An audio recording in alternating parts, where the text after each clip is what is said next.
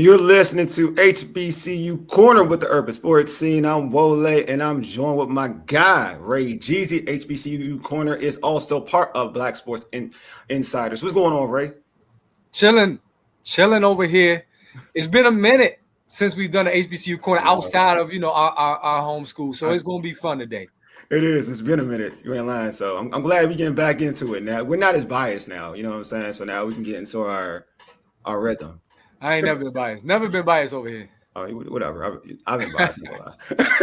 You can check. All right, well, let's knock out some logistics. You could check our website at www.urbansportsing.com. Also, subscribe to our podcast on Spotify, Apple Podcasts, TuneIn, iHeartRadio, and other podcast platforms. Just search The Urban Sports Scene. Make sure you subscribe to our Urban Sports Scene YouTube channel as well. Don't forget to tweet us at Urban Sports Scene. Hit us up on IG and TikTok at Urban Sports Scene, and like our Urban Sports Scene Facebook page.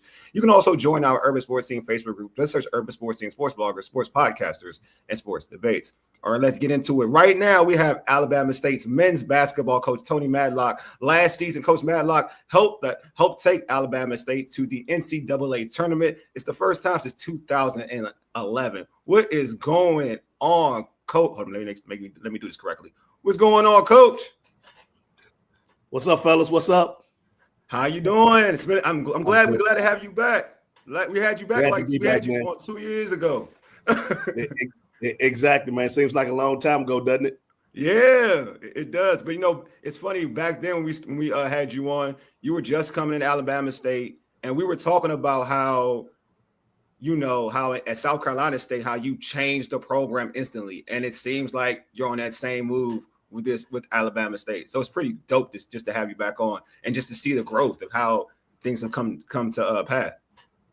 Yeah, you're right, man. And I appreciate you guys first for having me on. But yeah, it was one of those deals, man. When I took the South Carolina State job and we was able to turn that in 1 year, and then you know how it is, man. You get a little naive, you get a little, you start to feel yourself a little bit, and you think you're gonna do that same thing at Alabama State. So we wasn't able to do it that first year, but after year 3, we was able to get it where we wanted to win the SWAC tournament and then get to the dance. And on top of that, get to the dance and win a game for the first time in school history. So it's been a good run, man. It was a good run. Definitely, it's been dope. But before we get into like what you did last season and even what's going on in the off season, last time we spoke, you talked about how Memphis barbecue was it, and we asked you like how was Alabama barbecue, and you were like it don't match up to Memphis. You've been there now for a little bit. You've been in Alabama now for a little bit. Like has it changed your mind, or you still Memphis? No, well, I'm still Memphis now. Memphis has the best barbecue in the world now. But it is some spots here in Alabama that we hit on a regular basis, meaning me and my staff, and when we have recruits in town. So yeah, so it's some good spots here. Okay, so it's growing on you. Yeah, it is. You know how it goes. It takes a minute sometimes. You prefer a wet rub or a dry rub? Well, I like to do both. So I like that dry rub and then throw a little sauce on top of it. Oh, okay. I just asked because I know some people, you know how it is. They prefer that sauciness. My man right here, Wole, he like sauce on his wings and everything. So I had to check it. He not that. And we here in Maryland, we like Old Bay and stuff. That's more like a dry rub. You feel me? But anyway, no doubt. No, I get down both ways though, so it's straight. I love it. Yeah, for sure. But before I get to my question, let me take a picture. Just because you win a championship now, it's hard to get you. So I want to make sure I can prove it now that I interviewed you again. But when we interviewed you before, you also said that you were an 8-ball MJG guy, but they ain't made music in quite some time. So who's Coach Madlock bumping to these days? It don't matter, man. That never gets old. It's timeless. That's timeless. But I'm an old school rap guy. So I'm with Jay-Z and Biggie and all that. But Ball and Jay-Z and all those guys, man, they never gonna get old. Never. Ray, we the same way, bro. You listen to new stuff, Ray? Because I don't. I don't listen to music hardly at all because of that. But I can listen to some Scarface, some like 2000. Yeah, exactly. All that. We with all that. That's right. Yeah, that's what we had too. Like we don't go new age. We pretty much stay where we kind of were listening to. I know I do. I ain't gonna lie to you. I know I do for a fact. Well, I'm getting at that age, man. Again, so some of the new stuff, man. It's fine, but I got to go back to my roots. I get it. I totally get it. So, Coach, let's go into what you accomplished last season. Last season, I mentioned you went to the NCAA tournament, and you mentioned that you beat like St. Francis in the first four set in the tournament. So, getting the first victory that this team has ever had in the tournament. So, first off, how was that experience like? Nothing like it, man. It's one of those deals, man. It's you know, I've been there as a player. You know, I've been there as an assistant coach. You know, but to go as a head coach and to take your team and for you to be the captain of the ship, you know, it's something special. So yeah, it will go down. You know, one of the most memorable moments for me. First of all, you know, winning for the first time in school history, but was able to do it with my son as his senior year. So you know, it's like a storybook, man. Storybook ended.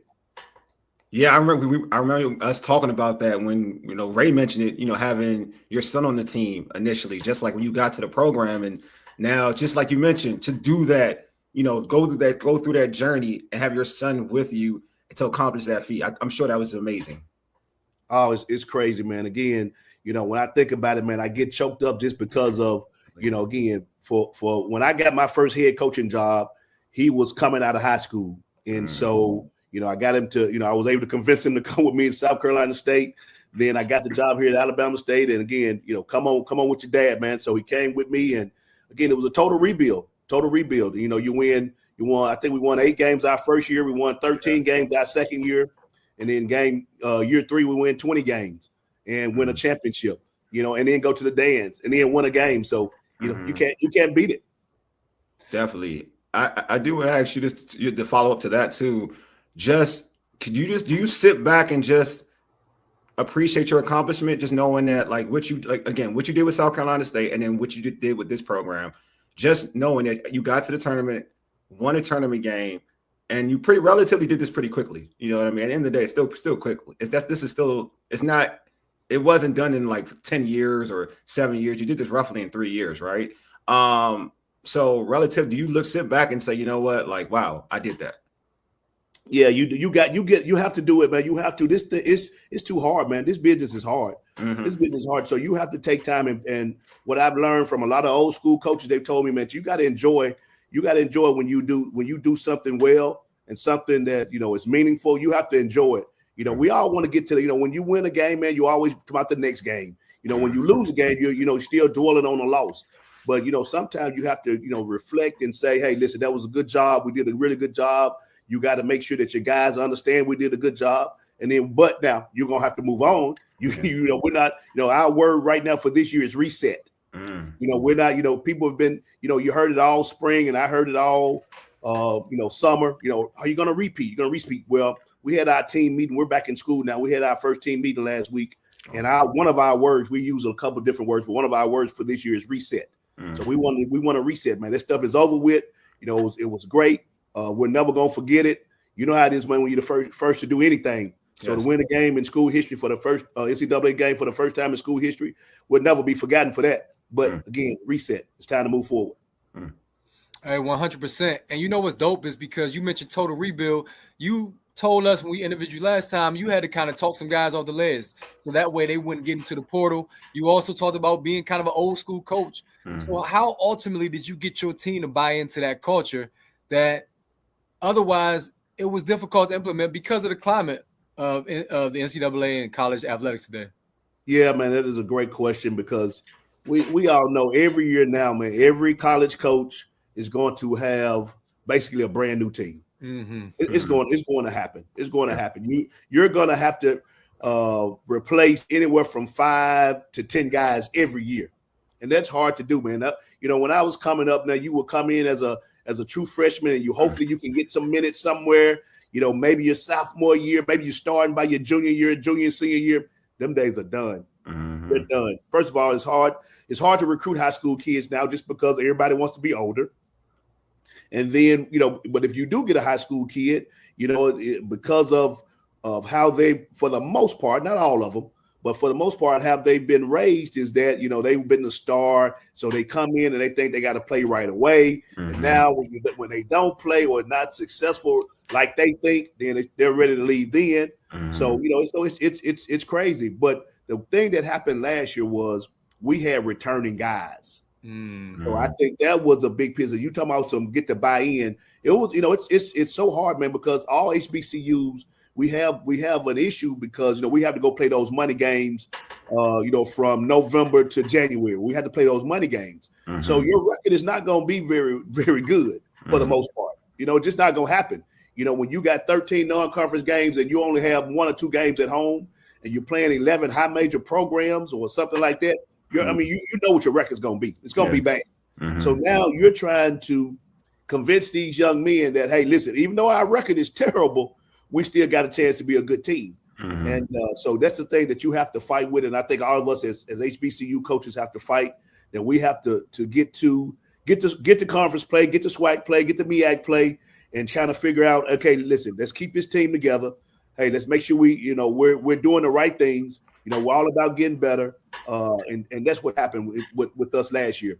We never let go of the rope, even though we had some bad losses, but we found a way to get a couple good wins, and we just got rolling from there. Coach, you mentioned like freshmen. What is your preference? Is it like getting like the transfer portal player, or like the getting a high school kid freshman?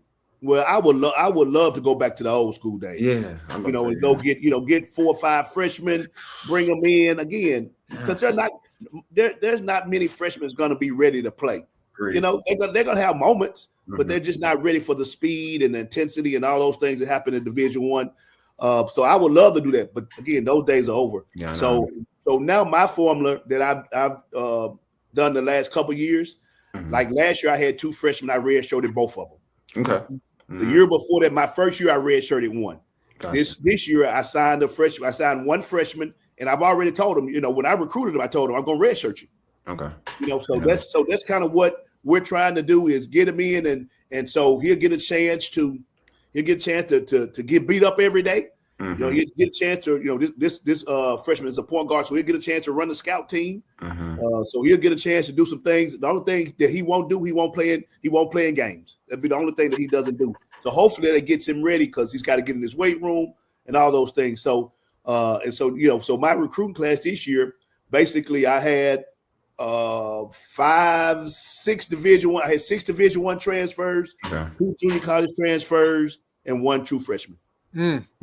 That's a great segue for me, Coach, because I was going to say the NCAA tournament win, making history, does that affect your recruiting in a positive way, or is it more about NIL, how much can I get, or how does that work? Does that resonate in this current climate?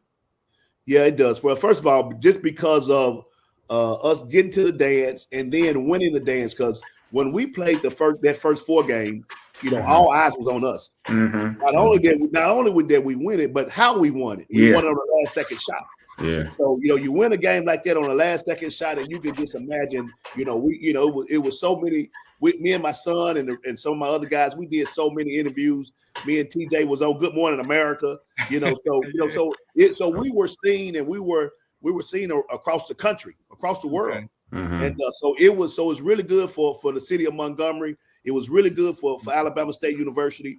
So all those things were big time for us. So it did help us in recruiting that way. But don't get it twisted now. When you're recruiting these guys, you got to be able to tell them, hey, yeah, we got some revenue share about to happen. We got some NIL. You got to be able to tell them that because sometimes you won't get past that first phone call if they question. So the question is coming up. Yeah. How much money? If you saying no, you might not be able to get a second return phone call. So that's just how it works, though. The game is so different now. I swear, it is so different. Good God, free agency. That's what it is. I know, man. I know it. And the thing about it is, it's a lot of. I'm 30 years of college coaching now. Yeah. So I've seen a little bit of it all, and but the thing about it is, you better adjust. Yeah. You better adjust. You better get with it.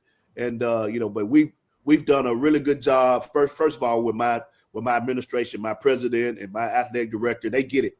They're about athletics. They know that in order to Alabama State to get what we're trying to get to as a school, that athletics needs to be really good. And again, for what we did last year, man, it was a positive spin on everything that Alabama State is trying to do in this basketball program. Your program is on its way. It's definitely on its way. So, Coach, what going up to this upcoming season? What are your expectations for the team? And like in terms of what you expect like some of your returning players to do, your newcomers to do? Like, what are your expectations? Yeah, and that's a $1 million question, and because I've gotten it all spring and summer, and my answer has been, ask me this question in December. I have no idea because I got brand new guys. Like I told you earlier, last year I had returning guys. I had CJ Hines, who MVP the SWAC tournament. I had TJ, who's my son, of course. He was preseason first team. He ended up being second team all league. I had Amar Knox, who was first team all SWAC. So I had all those guys were back. They were returning guys. They played a lot of minutes the year before. So they knew exactly what I expected. I had, some role players that came back for me. So, I probably last year had 7 of my top 9 guys back. Well, that's not the case this year. This year it's 2 guys that played a lot of minutes. 1 starter and my 6th man. They're back. So basically it's a brand new team. So I have no idea, how good or how bad we're gonna be. I know I like them on paper. Okay. I like them on paper. I like the ones, the guys that we tried to recruit and get, we got them for the most part. So we're proud of that. But again, these guys haven't been coached hard by me yet. They haven't. Because in the summertime, man, I try my best not to do a lot of yelling and screaming because that's what I am normally. That's just what I do. So I try not to do that in the summertime. We try to do a lot of skill work. We try to, get in that weight room. We try to do a lot of this stuff. And then now we're back in school. We're gonna rep up this team stuff. And so now I will get a better feel on, who I can coach hard, who's going to kind of be in that fight, who's going to compete to the highest level. So I'll have a better idea. And then, but until we hit that ground running and those bullets start flying, when you got it, that schedule that we got, that non-conference schedule, you're going to be on that road and, I'll find out, who's going to be the dudes, who's going to be the dogs, who's going to be the one that I can count on. Man, I tell you, Coach, I root for you. Except when you go against the MEAC, that CP3 challenge, I'm not going to lie. I'm letting you know where my allegiance lies. But I thought it was so special that for the state of Alabama, for that matchup against Auburn, just for the fans and for the basketball environment, because Alabama is known as a football state. Let's be real. Yeah, no doubt. But I feel like y'all had the stage for that point in time. How would you gear up for that moment to go up against Bruce Pearl and that team? Well, first of all, they were the number 1 overall seed. Yeah. So a lot of respect for Coach Pearl and what he's done at that program. I was an assistant coach at Auburn for 4 years, so I know how tough it is there, and what he's done there is amazing. But we had played them the year before down there, so we had a feel on how they're going to play in those type of things. But again, going into the dance, like we all talked about, it's always a Cinderella story. Why not be us? Yes. And it was one point in the first half where we were down 1, and we had a chance to go up. This is probably like a minute and a half to go for halftime. I remember. We got a chance to be beating the number 1 seed going into halftime. Well, we missed 2 free throws. They come down, hit 3 threes in a minute, and now we're down 10 at halftime. But still, it was one of those games, man, that our guys just really played. They competed, and we had a lot of fun, man. And we went into the game saying, our game plan was, because we shot a lot of threes anyway, so we knew that for us to be in the game, we had to make 12. We need to be 12 plus to be in the game. For us to have a chance to shock the world, we needed something like 15. But we knew we could do it because we had done it before this year. We had a game where we made 17 threes. So we knew that we were capable of doing it. It just, can we do it on this stage? Well, needless to say, we only made 6. So the rest is history. It didn't turn out like we wanted it to. Play so tough though, like you said, especially because you look on. We could see the size differential, but it didn't matter. And man, that was exciting. Sorry, Wole. Go ahead. Bro. No, I want to just want to piggyback on that. So did that game give you like the confidence to know like, or you may have already had that confidence to know like what like that you can make it to the NCAA tournament and do damage? Did that give you confidence? Oh, no doubt. Okay. Again, man, you look at all of the 16 versus 1 games. You look at the scores, and all of them were 30 plus. They were, and we lost by 20. So again, you walked out of there. Everybody's mad. We're sad. The season's over with. The run is done. But when you go back and reflect, it was a good showing, just because our guys fought. And they never looked intimidated during the game. Nope. We came down and we hit a first 3 off the break. True. Start the game off. So so they never looked intimidated. Never looked like the stage was gonna be too big. And so I was just so proud of my guys, man, because again, it was all about them and what they've done to get to that point. Totally agree. So, Coach, so you mentioned a little bit about like certain returning players. Do you expect those particular players, the returning players, to take their game to the next level? Yeah, I hope so. So the returning guys is Micah Simpson. We call him Deuce. If you go back to the first 4 games, he was the one who made the pass. So when we did that the touchdown play, he was the one who made the pass. So he's a shooter for us. He was our first guard off the bench last year, and he averaged 6 points a game last year coming off the bench, averaged about 17 minutes a game. So we're looking for a lot of big things from him, especially with leadership with a brand new team.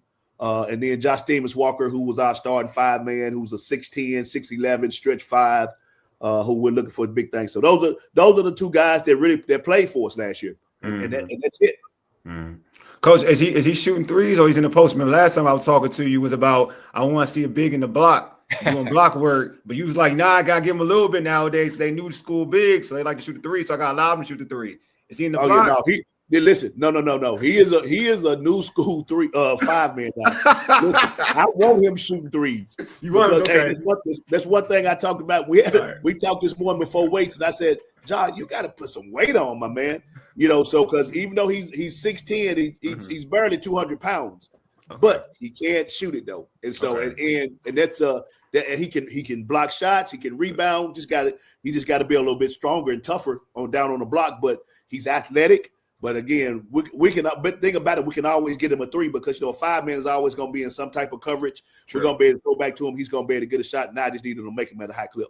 Oh, it sounds good. Well, Coach, this has been dope. I'm glad we get to have you on for the second time. You know what I mean? It's just good to see you and good to see your growth of your program. Like, and just you're a good dude. And also, I like your coaching methods because I'm all for the aggressive coach. That's just my mentality. So I'm all for it. So yeah, thanks for being on. We appreciate it. Man, I appreciate that, man. You guys do big things, man. And anytime, man, we can pub up HBCUs. We got to make sure we do it, man. We got to make sure we do it. But I appreciate you guys. Well, thanks for being on HBCU Corner with Urban Sports, and you have a blessing. Well, thank you again. All right, peace out. Peace out. All right. And